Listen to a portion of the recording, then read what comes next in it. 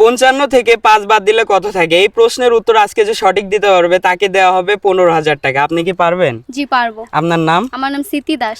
আচ্ছা, আমার প্রশ্নটি হচ্ছে 55 থেকে 5 বাদ দিলে কত থাকে? আপনি যদি এই প্রশ্নের উত্তর দিতে পারেন আপনাকে দেওয়া হবে 15,000 টাকা। আপনি কি বুঝতে পেরেছেন? জি বুঝতে পারছি। দর্শক, এই প্রশ্নের উত্তর যদি আপনারা জেনে থাকেন দ্রুত কমেন্ট বক্সে জানাবেন, আর জানানোর আগে ভিডিওটা কিন্তু শেয়ার করতে হবে। তো বলুন কি হবে? 55 থেকে 5 বাদ দিলে 50 থাকে। 50 থাকে? জি। হচ্ছে না আপু, অন্য কিছু হবে। এটাই তো হবে ভাইয়া, দেখেন 55 থেকে আমি 5 বাদ দিলে তো 50ই থাকে, তাই না? না, আপনার আমি যে প্রশ্নটা করেছি এই প্রশ্নের সাথে আপনার উত্তরটা যাচ্ছে না। এটার উত্তর অন্য কিছু হবে। আপনি একটু ঠান্ডা মাথায় ভাবার চেষ্টা করেন, আপনি পারবেন। 55 থেকে 5 বাদ দিলে কত থাকে, তাই তো?